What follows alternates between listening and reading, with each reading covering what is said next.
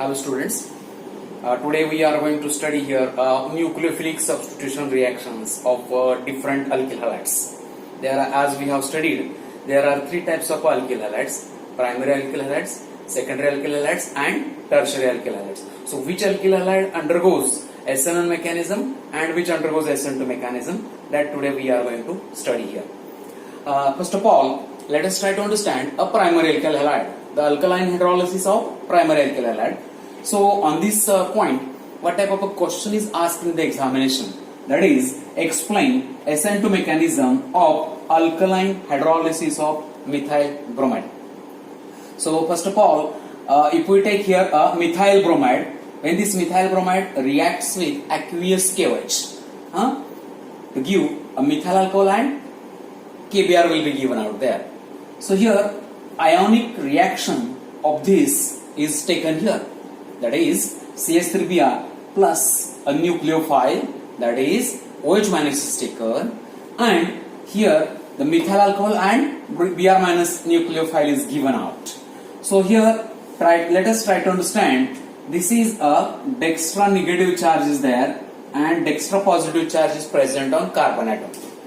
Why like this polarity is developed? Because the halogen is having more electronegativity than carbon, therefore the polarity is developed. Now here, when this CH3Br is substituted by OH minus, the what type of breaking takes place, that we have to understand. Here unsymmetrical breaking takes place there. As the reaction undergoes unsymmetrical breaking, what will happen? This Br minus Br will take a both electrons whichever are used to form a bond with the Br and carbon. So therefore the Br this breaking will undergo unsymmetrically, and the Br minus one nucleophile will be substituted by another nucleophile, that is OH minus, to form CH3OH, and Br minus another nucleophile will be given out there.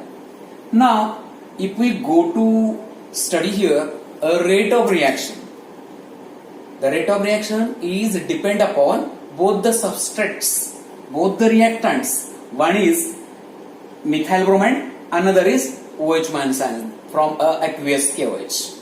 So how the rate is decided? The changing the concentration of methyl bromide and OH minus in a different experiment, it is observed that how much amount of methyl alcohol is obtained. So by performing experiment, by applying the chemical kinetics concept, the rate is determined. So by applying chemical kinetic concept, it is found that a rate is directly proportional to the concentration of methyl bromide as well as concentration of OH minus ions. So therefore rate is equal to K into concentration of CH3Br as well as into concentration of OH minus. Therefore this reaction is called as a second order reaction. This reaction is called as second order reaction because a rate of reaction is depend upon both the reactants, both the reactants. So that now therefore this above mechanism is called as SN2 mechanism. What it is called? It is called as SN2 mechanism. So let us see. S stands for substitution, N stands for nucleophilic, and this 2 stands for bimolecular or second order reaction. Why it is called second order reaction? Because a rate of reaction is depend upon concentration of both the reactant, that are methyl bromide as well as concentration of OH minus ions. Therefore this is called as a SN2 mechanism. Bimolecular means both molecules, the rate of reaction depend upon both the molecules, and second order means again it is shown in an equation. Now let us try to understand there a backside attack, how that backside attack takes place there. Here the replacement of a Br minus by OH minus takes the leaving group, the breaking of this bond and formation of OH bond starts simultaneously there. So here, when OH minus, this OH, there are a two way of approaching of a OH minus to this central carbon atom. This central carbon atom. So here, suppose here, let us have like this way. There will be. Suppose here is like this way. I have CH3. Hydrogen, and here is the Br is attached. So let us try to understand this sp3 hybridized structure. When this OH group can approach from this side as well as from this side. When OH group starts approaching from this side, there will be a steric repulsion.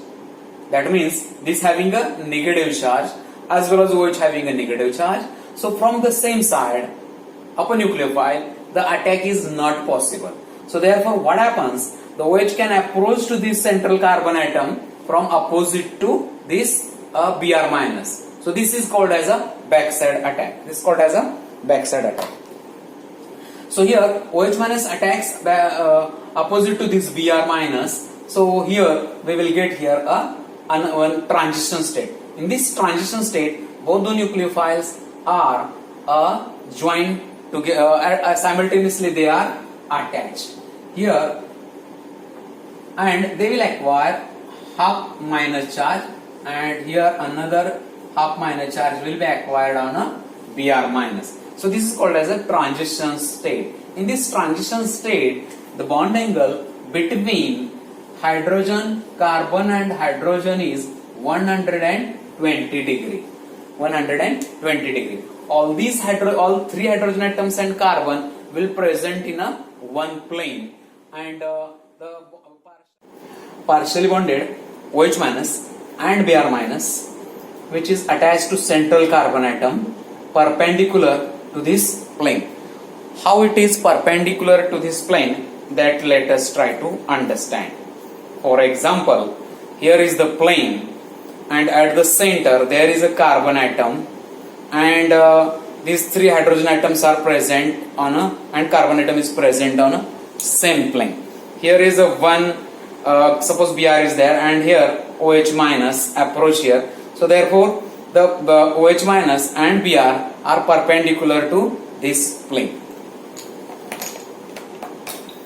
Now as the product is formed, we will observe here the OH minus is the position of OH, that is a nucleophile, is opposite to this a nucleophile.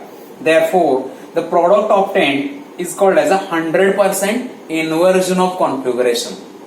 100% inversion of configuration. Sometime in the board examination, what type of a three-way questions can be asked on this mechanism? One is explain alkaline hydrolysis of a methyl bromide. Another one, explain alkaline hydrolysis of a alkyl halide in which the 100% inversion of configuration product is obtained. And the third one is explain SN2 mechanism of a alkaline hydrolysis. Like this way, the question can be asked. The next point we have to understand, that is SN2 reaction proceeds with the 100% inversion of configuration, and this is called as a Walden inversion.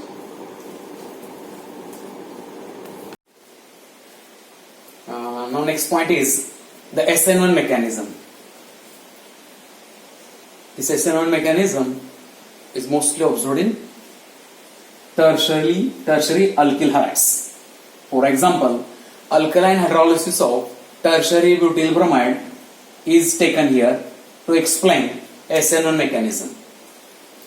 Now first reaction we will try to understand. A tertiary butyl bromide, when reacts with aqueous KOH, we get there a tertiary butyl alcohol and KBr will be given out.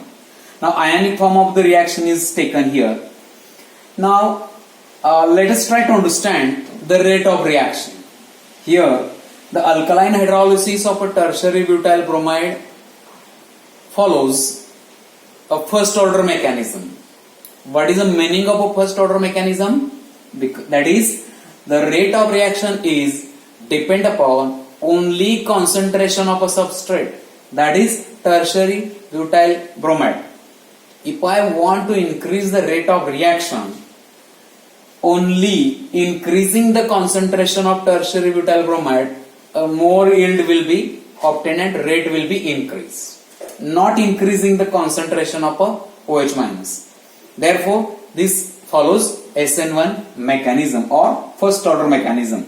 So therefore, rate is directly proportional to concentration of a tertiary butyl bromide. Therefore, rate is equal to K into concentration of tertiary butyl bromide. Therefore, this is called as a first order reaction. Now, above mechanism is called as a SN1 mechanism. S stands for substitution, N stands for nucleophilics, and first one stands for a first order or monomolecular. So here you will get there a 1.5 mark for all these 3 points. So without forgetting all these 3 points you have to cover there. Now the next one we'll try to understand. It is a two-step mechanism. The first step is a hydrolysis of a CX bond to form a planar carbocation, which having a planar structure. Here is a tertiary butyl bromide slowly undergoes dissociation to form a carbocation, and in that carbocation, all these CH3 groups are present in a one plane and they have a 120 degree angle. Here like this way, when Br minus is released like this way, at the center there will be carbon atom, and here is the one CH3, another CH3, and this is another third CH3. So bond angle will be a 120 degree angle, and they will carry, central carbon atom will carry positive charge. So therefore it is called as a carbocation. Br minus will be released.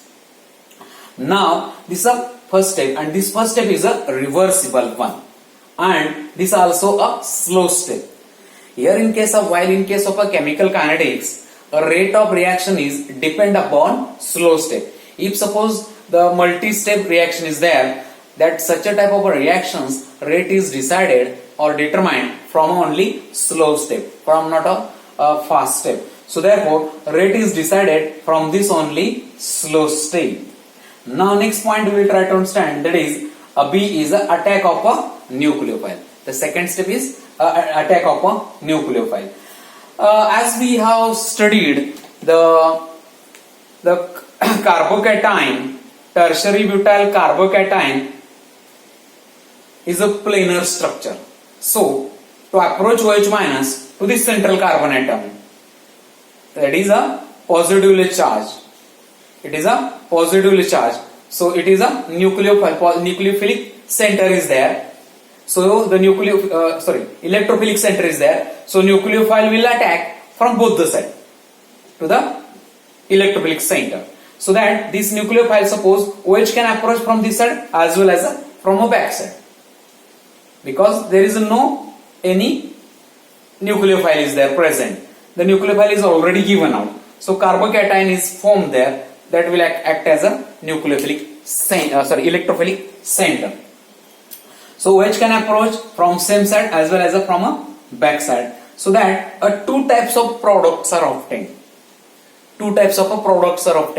So that is, first one is 50% inversion of configuration of product, that is tertiary butyl alcohol, and a 50% retention of configuration of a product of a tertiary butyl alcohols are obtained.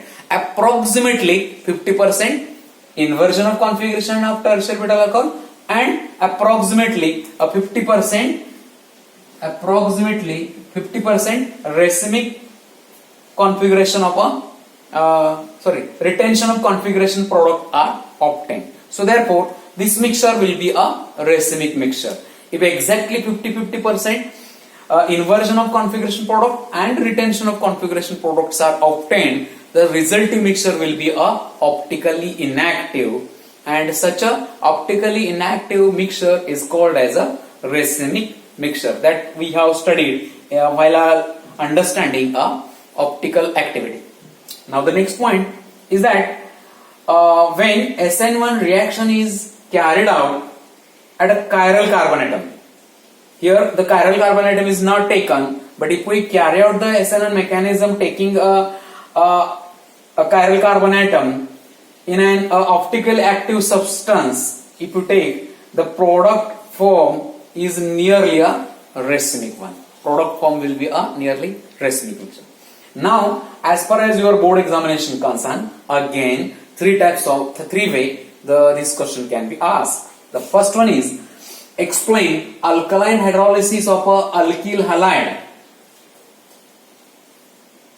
in which we get there a 50% inversion of configuration product and 50% retention of configuration product.